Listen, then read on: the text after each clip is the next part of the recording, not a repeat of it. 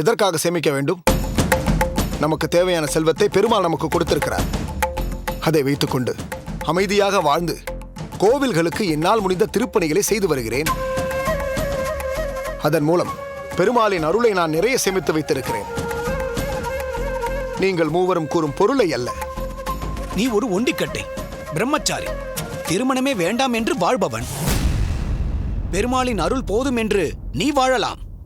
ஆனால் நாங்கள் குடும்பஸ்தர்கள். எங்களுக்கு குடும்பம் இருக்கிறது, வாழ்க்கை இருக்கிறது. வெறும் அருளை வைத்துக் கொண்டு நாங்கள் என்ன செய்வது? பொருள்தான் எங்களுக்கு வேண்டும். எதற்காக இப்படி வெட்டி பேச்சு பேசிக் கொண்டிருக்கிறீர்கள்? சொத்தை 3 பங்காக பிரிக்க முடியுமா, முடியாதா? முடியாது. ஒரு கண்ணில் வெண்ணையும் மறுகண்ணில் சுண்ணாம்பும் வைத்து பார்க்க என்னால் முடியாது. என் மகன் பார்க்கவதாசனுக்கு என்னால் துரோகம் செய்ய முடியாது. நான் சொத்தை பிரித்து கொடுக்க மாட்டேன். கொடுத்து விடுங்கள் அப்பா.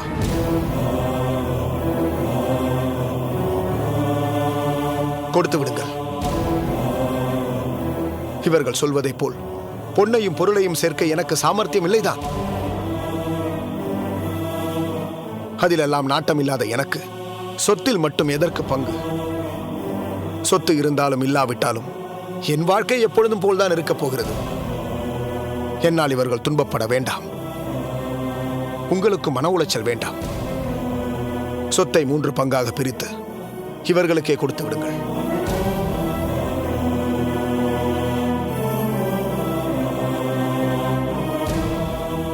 இவர்களாவது சந்தோஷமாக இருக்கட்டும்.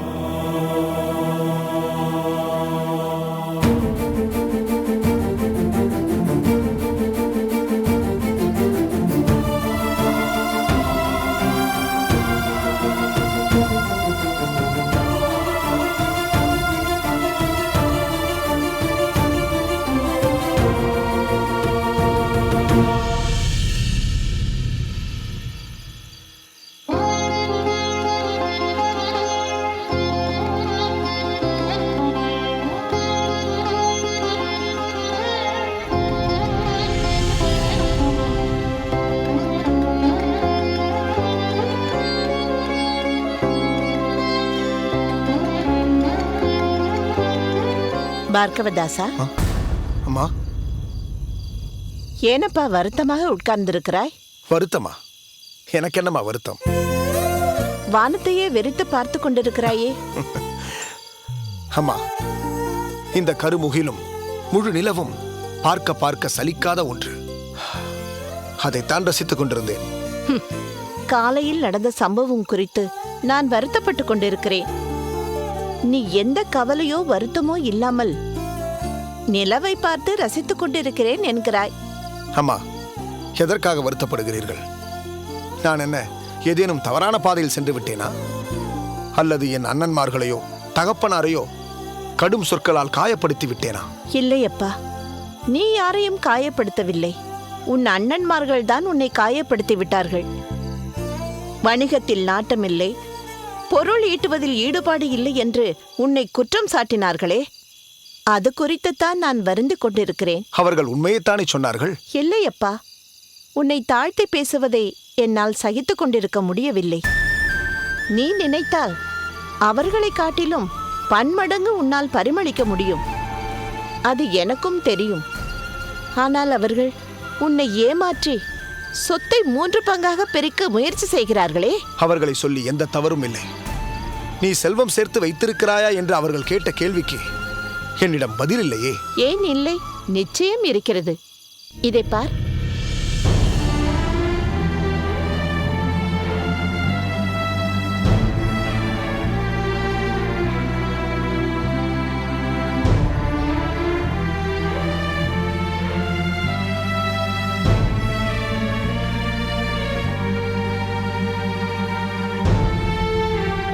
என்னம்மா இது?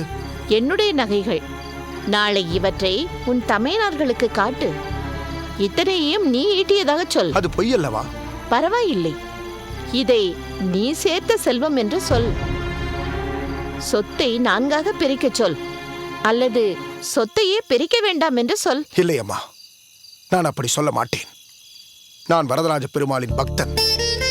ஒரு உண்மையான வைணவனாக வாழ வேண்டும் என்று முயற்சி செய்து கொண்டிருக்கிறேன்.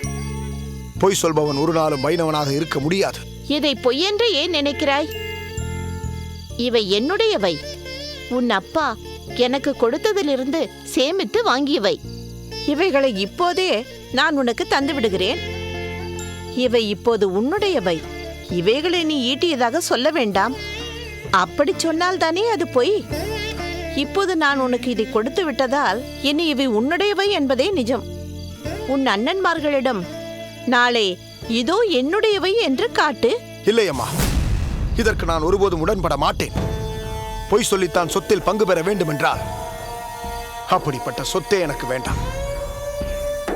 நான் இந்த வீட்டில் இருந்தால் உங்களுக்கும் தகப்பனாருக்கும் தான் மன கஷ்டம். எனக்கு இந்த லௌகிக வாழ்க்கை சரிப்பட்டு வராது. பெருமாளுடனே இருந்து அவருக்கு சேவை செய்வது மட்டும்தான் எனக்கு மகிழ்ச்சியை அளிக்க முடியும்.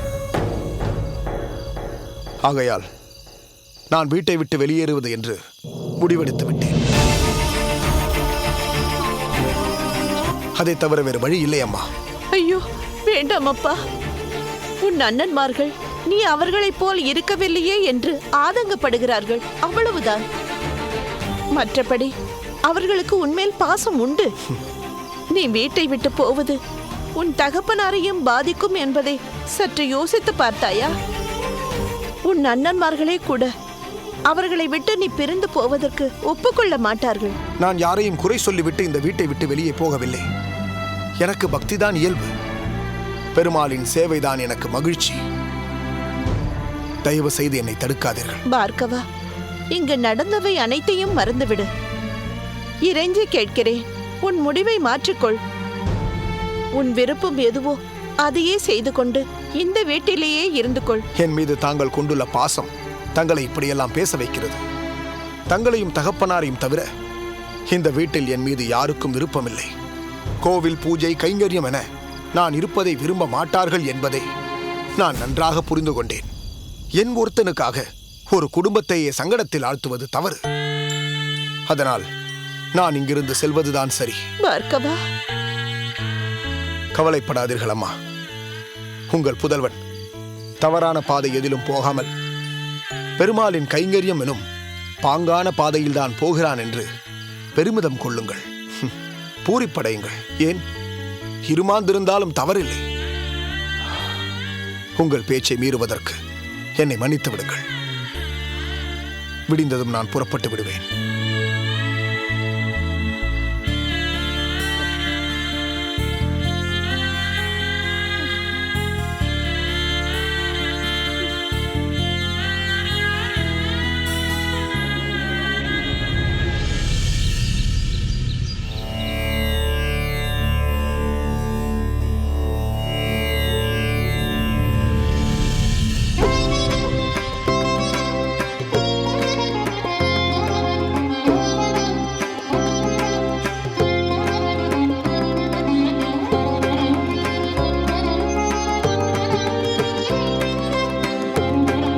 விட்டுவிட்டேன் சுவாமி, எல்லாவற்றையும் விட்டுவிட்டேன்.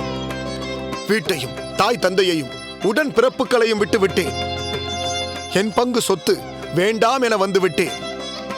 பொய் சொல்ல சொல்கிறார்கள் அப்பனே, பொய் சொல்ல சொல்கிறார்கள். நெற்றியிலே திருமண் தரித்தவன் பொய் சொல்லலாமா? சொத்துக்காக என் உடன் பிறப்புகள் சண்டையிட்டுக் கொள்கிறார்கள். எனக்கு வணிகத்தில் நாட்டம் இல்லையாம், பொருள் சேர்க்கும் சாதுரியம் இல்லையாம். இவையெல்லாம் இல்லாத உனக்கு சொத்தில் மட்டும் பங்கு எதற்கு என்று கேட்கிறார்கள். என்னிடம் சண்டை போடுகிறார்கள். அதனால் தான் எதுவும் வேண்டாம் என்று விட்டுவிட்டு வந்து விட்டேன். வரதா, இனி நீதான் எனக்கு எல்லாமே. சரணாகதி அடைந்து விட்டாய் என்று சொல்.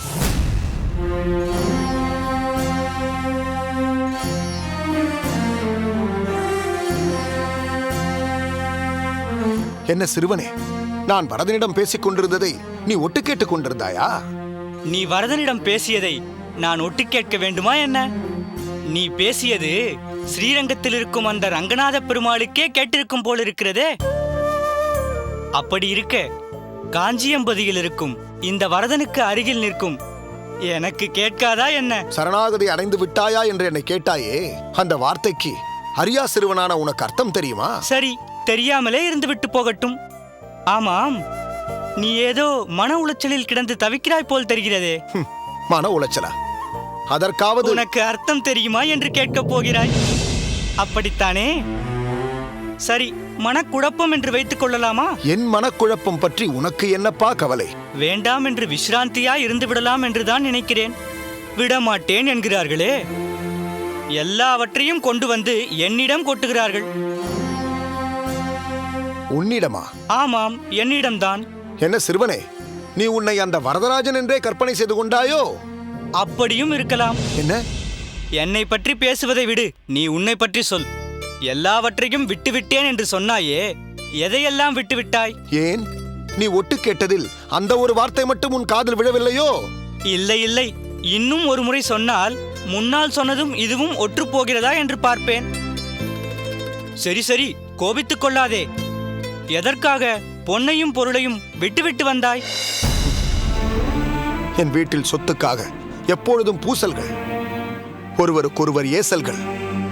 பொன்னும் பொருளும் வேண்டுமென்றால் நானும் பூசலில் கலந்து கொள்ள வேண்டும், வாய்வலிக்க ஏச வேண்டும். பெருமாளின் புகழ்பாடி மணக்க வேண்டிய வாயை பூசலிட்டும் ஏசலிட்டும் வலிக்க வைக்கலாமா? என்ன சிறுவனே, போதும் உன் சிரிப்பு. இப்பொழுது நீ சிரிக்கும் அளவிற்கு நான் என்ன சொல்லிவிட்டேன்? என்னை சிறுவன் என்கிறாயே, நீ சிறுவனுக்கும் சிறுவனாக சிறு குழந்தையாக இருக்கிறாயே. நீ படித்ததில்லையா? அருள் இல்லாருக்கு அவ்வுலகம் இல்லை, பொருள் இல்லாருக்கு இவ்வுலகம் இல்லை என்று. பொருள் வேண்டுமையா, பொருள் வேண்டும். எனக்கு பொருளும் வேண்டாம், இவ்வுலகமும் வேண்டாம். என் பெருமாள் மட்டும் போதும். ஏன், உன் பொருளை கொண்டு நீ விரும்பும் இந்த பெருமாளுக்கு என்னென்னவோ செய்யலாமே. நல்ல காரியங்கள் பல செய்யலாமே. என் குறை தீரப்பா என்று கோவிலுக்கு வருபவர்களுக்கு வயிற்றுக்கு குறை இல்லாமல் அன்னதானம் செய்யலாமே. யோசிக்காதே, போ, போய் உன் பங்கை வாங்கிக் கொண்டு வா. பகவானுக்கும் அவன் விரும்பும் அவன் பக்தர்களுக்கும் உன் பொருளை கொண்டு உன்னால் முடிந்த கைங்கரியங்களை செய். அடடா, இப்படி ஒரு உயர்ந்த விஷயம் இருப்பதை நானே உணரவில்லையே. உன்னை அறியா சிறுவன் என்று சொன்னது தவறுதானப்பா?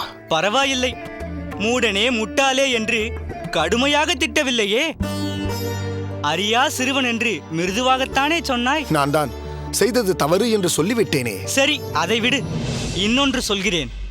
நீ விட்டுவிட்டு வந்த உன் பங்கு பாவ காரியங்களுக்கும் பயன்படலாம். அப்படி உன் பங்கை செலவிட்டால் அந்த பாவத்தில் உனக்கும் பங்கு உண்டு. அதை மனதில் நிறுத்திக்கொள். யோசித்து நல்ல முடிவாக எடு. பாவக்கரை உன் மீது படிந்து விடாமல் பார்த்துக்கொள். நான் வருகிறேன். நெல். சட்டென்று தோன்றி பலீர் என்று அறிவுரைகள் சொன்னாயே, நீ யார்? உன் பெயர் என்ன? எந்த ஊர்? இதே ஊர்தான், இதே கோவில்தான். என் பெயர் உன் பெருமாளின் பெயரான வரதன் தான்.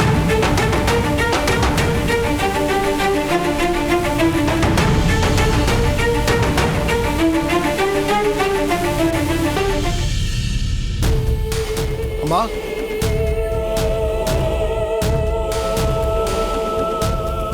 அம்மா,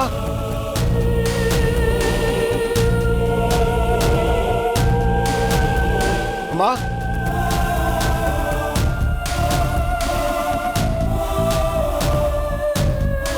அம்மா. பார்கவா,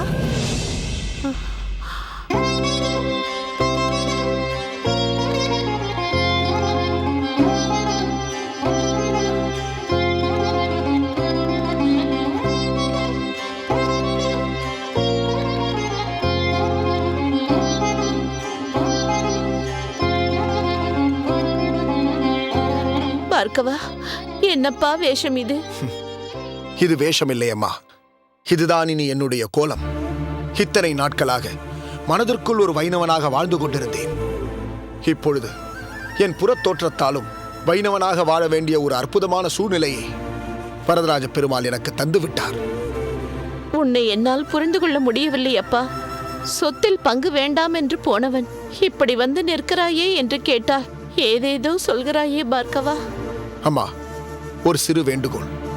என்னை பார்கவா என்று அழைக்க வேண்டாம். வைணவர்கள் எனக்கு வைத்த திருக்கச்சி நம்பி என்றே எல்லோரும் அழைக்கட்டும். தாங்களும் அப்படியே அழைக்க வேண்டும். உன்னை நினைத்தால் எனக்கு மிகவும் வருத்தமாக இருக்கிறது அப்பா.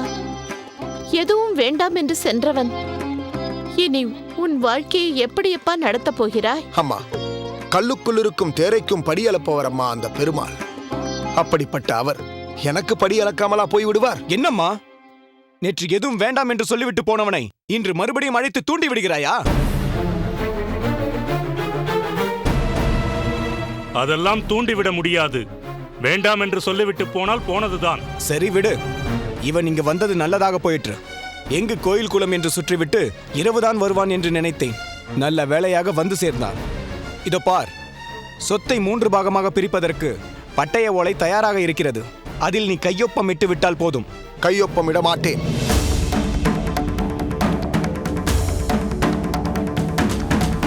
என்ன விளையாடுகிறாயா? ஏன் கையொப்பமிட மறுக்கிறாய்? அம்மா, இது உங்களின் வேலைதானா? இவனை மறுபடியும் முருங்கை மரம் ஏற வைத்து விட்டீர்களா? அண்ணா, எதற்காக அம்மாவை குறை சொல்கிறாய்? எனக்கு தெரியும், இது அப்பாவின் வேலையாகத்தான் இருக்கும். அவர்தானே உன்னை மாற்றியது, அப்படித்தானே? இல்லை அண்ணா, அப்பாவிற்கும் இதற்கும் எந்த சம்பந்தமும் இல்லை. உன் பிரச்சனை பெரிய தலைவலியாக இருக்கிறது. ஏன் கையொப்பம் போட மறுக்கிறாய்? அதை முதலில் சொல். எனக்கும் சொத்தில் பங்கு வேண்டும்.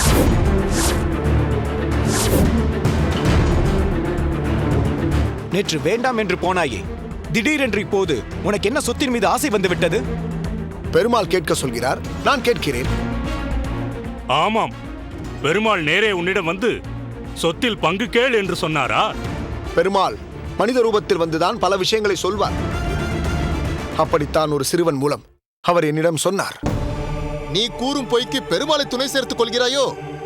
அப்படியெல்லாம் பொய் சொல்லக்கூடியவன் இல்லை என் பிள்ளை. அவன் கேட்பதை போல் அவனுக்கும் ஒரு பங்கை பிரித்து கொடுத்து விடுங்களே. முடியாது, சொத்தை பிரித்து கொடுக்க முடியாது. என்ன, மீண்டும் ஏதாவது பிரச்சனையா? ஏதாவது பிரச்சனை இல்லை, அதே பிரச்சனைதான். சொத்தை 3ஆக பிரிப்பதற்கு பட்டய ஓலையில் கையொப்பமிட மாட்டானாம். அவனுக்கும் சொத்தில் பங்கு வேண்டுமாம். பெருமாள் ஒரு சிறுவன் உருவத்தில் வந்து போய் உன் பங்கை கேள் என்றாராம். இவனும் உடனே என் பங்கை கொடு என்று கேட்டு இங்கு ஓடி வந்து விட்டான். என்னப்பா இது? வேண்டும் அப்பா, சொத்தில் எனக்கும் பங்கு வேண்டும். ஒரு வைணவ துறவி போல் தோற்றத்தை மாற்றிக் கொண்டிருக்கிறாய். ஆனாலும் இப்பொழுது சொத்தின் மீது உள்ள பற்றை விட்டொழிக்கவில்லை, அப்படித்தானே? எனக்கு உடைகள் மீதும் பொன் பொருளின் மீதும் சற்றும் பற்று இல்லை. நான் என் பரந்தாமனை மட்டுமே விடாமல் பற்றி இருக்கிறேன். என் பங்கை கொண்டு அந்த பரந்தாமனுக்கும் அவரின் அடியவர்களுக்கும் தொண்டு செய்ய விரும்புகிறேன். என் பங்கை இங்கே விட்டுச் சென்றால் அது பாவ காரியங்கள் செய்ய வழிவகுத்து விடுமோ என்று அஞ்சுகிறேன். அப்படியெல்லாம் ஒன்றும் நடக்காது, அதை நாங்கள் பார்த்துக் கொள்கிறோம். நீ கோயில் குளம் பெருமாள் என்று தெரிந்து கொண்டிருந்தால் புண்ணிய காரியம், நாங்கள் வியாபாரத்தில் ஈடுபடுவதெல்லாம் பாவ காரியமா? நான் அப்படி கூறவில்லை. நம் பாட்டனாருக்கும் பாட்டனார் வாணிபம் செய்து ஈட்டியதை நம் தகப்பனார் கட்டி காத்து வைத்ததோடு அல்லாமல் அதை பெருக்கியும் வைத்திருக்கிறார். ஆனால் அந்த செல்வத்திலிருந்து சிறிதளவேனும் நாம் பகவானுக்கு செலவழித்திருக்கிறோமா என்பதை நிச்சயம் சொல்ல முடியாது. நாம் எவ்வளவுதான் மனதை தூய்மையாக வைத்திருந்தாலும் நம்மை எரியாமல் சிறு சிறு பாவங்களை நாம் செய்து கொண்டுதானே இருக்கிறோம். ஏழைகளுக்கோ அப்பாவி மக்களுக்கோ நம் செல்வத்தை சற்றேனும் செலவழித்தால்தான் நம் பாவச்சுமை குறையும். எங்களுக்கெல்லாம் சேர்த்துத்தான் நீ செலவழிக்கிறாயே, அது போதும், எங்கள் பாவச்சுமை குறையும். இல்லை, அவன் சொல்வதில் நியாயம் இருக்கிறது. அவன் உங்கள் எல்லோரையும் போல் பொருள் ஈட்டவில்லை என்பதுதானே நீங்கள் அவன் மீது காணும் குறை. ஆனால் அவன் உங்கள் அன்னையின் மணிவயிற்றில் உதித்திருப்பது, அதுவே அவன் நிறை. ஒரே வயிற்றில் பிறந்த நால்வரும் சொத்தை சமமாக பிரித்துக் கொள்வதுதான் முறை என்ற முடிவிலிருந்து தான் மாறியதற்கு அவன் தன் பங்கை வேண்டாம் என்று சொன்னதுதான் காரணம். இப்பொழுது அவனே வேண்டும் என்று சொல்லும் போது அவனுக்கு அவன் பங்கை கொடுத்து விடுவதுதானே முறை. முடியாது. 3ஐ 4ஆக பிரித்தால் பங்கு குறைந்துவிடும். நான் என் குடும்பத்திற்கும் மனைவிக்கும் ஏதேதோ செய்ய வேண்டும் என்று திட்டம் போட்டு வைத்துள்ளேன். ஆமாம், நானும் அப்படித்தான் சில திட்டங்கள் போட்டு வைத்திருக்கிறேன். திடீரென்று பங்கு குறைந்து விட்டால் நான் என்ன செய்வேன்? இதோ பாருங்கள், உங்களிடமிருந்து எனக்கு பொன்னோ பொருளோ இரண்டுமே வேண்டாம். உன்னை நம்ப முடியாது தம்பி. இப்போதுதான் பார்க்கிறோமே, இன்று வேண்டாம் என்பாய், நாளை கொண்டா என்பாய்.